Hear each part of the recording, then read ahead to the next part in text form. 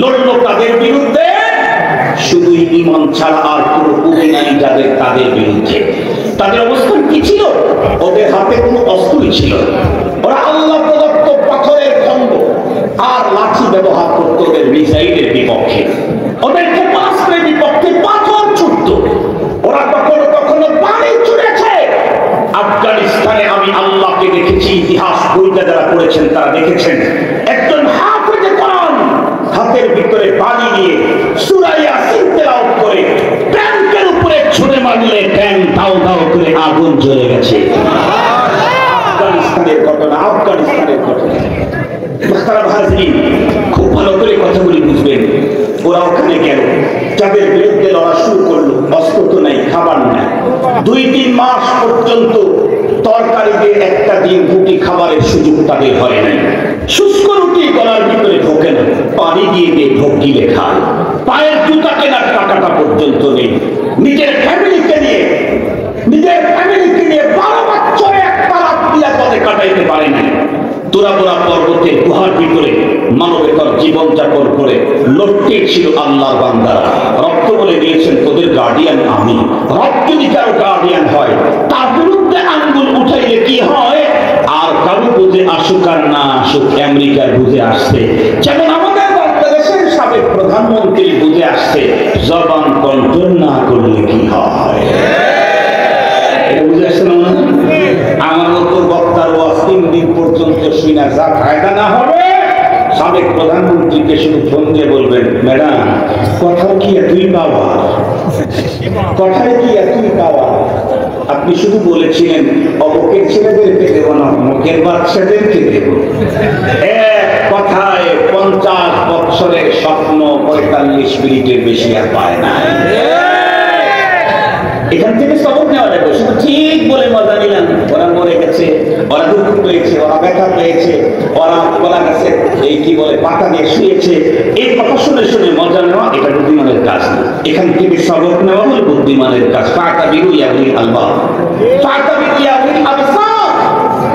সেদিকে আমি যেতে চাই না।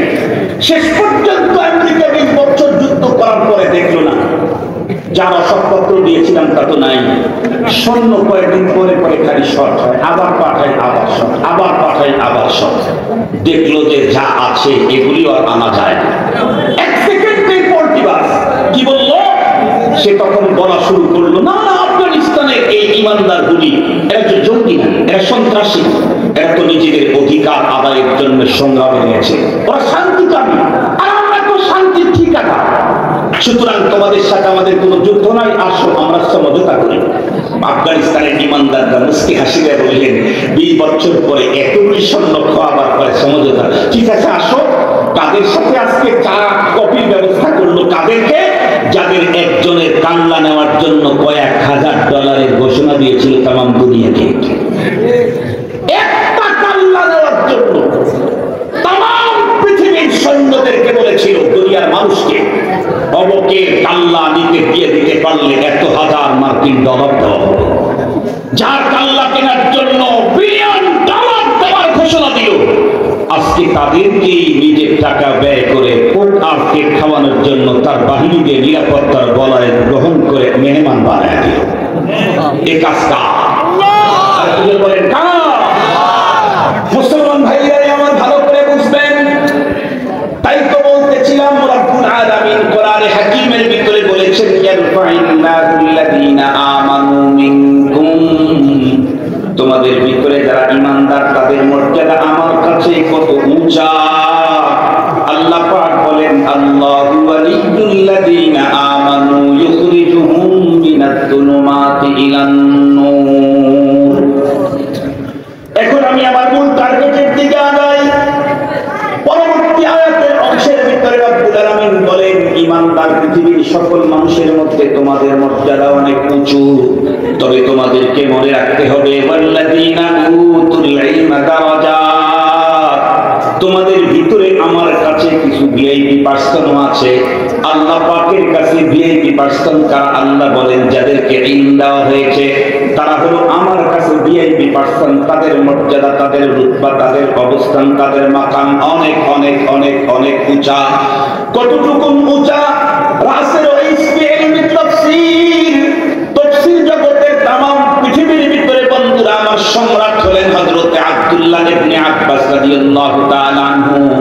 বর্ণনা করেন সাধারণ একজন ইমানদারের চাইতে একজন আলেমের মাকামের তারতম্য হলো 700 বন্ধুরা আমার মাকাম দরজা উঁচা হলো একজন আলেমের মর্যাদা।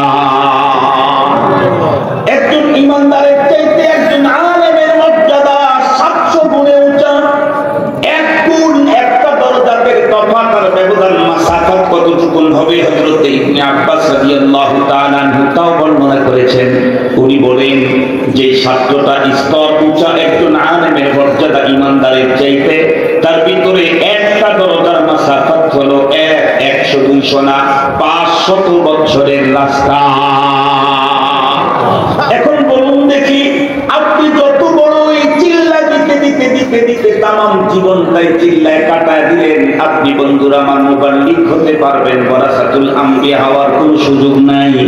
একজন মানুষ 50 বছর পর্যন্ত নার্সিং সেবা দিয়ে সে যেমন কোনোদিন ডাক্তার হওয়ার সুযোগ নাই, চিল্লা দিতে দিতে 1000 বছর পার করলেও ওই লোকটা কখনো নায়েবে নবী আলেম হওয়ার কোনো সুযোগ কোনোদিন থাকতে পারে না। 1000 বছরের বৃদ্ধ বন্ধুরা আমার নার্স যদি কেউ হয়, তাকে বন্ধুরা আমার নতুন কোনো ডাক্তার মাত্র কালকে যোগদান করছে তার অধীনেই কাজ করতে হয়। আপনি লক্ষ চিল্লা দিলেও গতকালকে ফারেক হয়ে আসছে যে নায়েবে নবী, তার কাছে ডকুমেন্টস আছে, তার অধীনেই থেকে আপনাকে ধর্মের কাজ করতে হয়। থাকবে তো আপনাদের মনে থাকবে না? সকল শ্রেণীর মানুষকেই বলছি, শুধুমাত্র কেবলমাত্র ওই ভুল বোঝা ভাইদের যেই বলছি না, সকল শ্রেণীর মানুষকেই বলছি। উলামায়ে কেরামের মাকাম বুঝেন, তাদের রুতবা, তাদের মর্যাদা, তাদের অবস্থান, তাদের জাত, আল্লাহ পাকের কাছে তাদের মাকাম, এটা বুঝেন। তারপরে তাদের সাথে আচরণ করেন। কি আচরণ করবেন? কোন না কোন একদিক থেকে সৌন্দর্য সৌহার্দ্যপূর্ণ সম্পর্ক আলমের সাথেই করতে হবে যদি মুক্তি পেতে চাই। আর যদি সম্পর্ক না করি, আমি বলি নাই, মামুনুল হক বলে নাই, আমার বাবাও বলে নাই, মামুনুল হকের বাবাও বলেন নাই, মুহাম্মাদুর রাসূলুল্লাহ বলেছেন ওয়ালা তাকুনিল খামিস ফাতাহলি, ৫ম নম্বরে যাও না, তাইলে কিন্তু তুমি হালাক হয়ে যাবে। আলেমের মাকাম চিয়ার কত উঁচা আরো জানতে চান? আল্লাহর কালাম থেকেই বলি।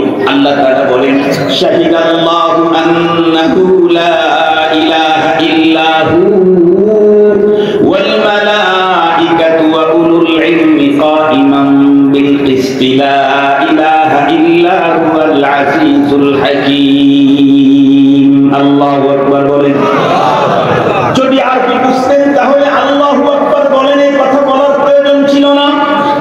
নিজের পক্ষ থেকেই বলে চিল্লানিতে বলতেন আল্লাহু আকবার। আল্লাহ পাক রব্বুল আলামিন আলেমের এত বড় মাকাম দান করেছেন, জীবনেই তো কোনোদিন শুনি নাই, আয়াত তো পড়েছি, কোনোদিন ভাবি নাই, ফিকির করি নাই, বুঝতে যাই নাই, বোঝার চেষ্টা করি নাই। এই আয়াতে কারিমাতে আল্লাহ কি বলেন? শাহিদাল্লাহ ওয়াল মালাইকা ওয়া উলুল ইলম। কিসের সাক্ষী দিলেন? আন্নাহু লা ইলাহা ইল্লা হু। আল্লাহ পাক একটা বিষয়কে উল্লেখ করে বলেন, এই বিষয়টার উপরে 3টা সাক্ষী আল্লাহ পাক উল্লেখ করেছেন। সেই বিষয়টা হলো পৃথিবীর সকল মানুষের মূল মন্ত্র, মূলধন, সেটা হলো তাওহীদে বারি তাআলা, রব্বুল আলামিনের একত্ববাদের স্লোগান লা ইলাহা ইল্লাল্লাহ। বজরে বলেন লা ইলাহা ইল্লাল্লাহ। এর চাইতে বড় সম্পদ পৃথিবীর মানুষের জন্য আর কিছু আছে নাকি? নাই নাই নাই। এর চাইতে বড় সম্পদ পৃথিবীর কোনো মানুষের জন্য নাই। এই পৃথিবীর প্রত্যেকটি মানুষের মূল সম্পদটাই হলো লা ইলাহা ইল্লাল্লাহ। তার মানে আল্লাহ পাকের একত্ববাদের স্লোগান। আল্লাহ পাক নিজেই বলেন শাহিদাল্লাহ, আল্লাহ পাক নিজেই এই কথা সাক্ষী, আন্নাহু লা ইলাহা ইল্লা হু, আর কোন মাবুদ নাই কেবলমাত্র এক আল্লাহ ছাড়া। আরো মজার কথা, আল্লাহ বলেন এই কথার সাক্ষী শুধু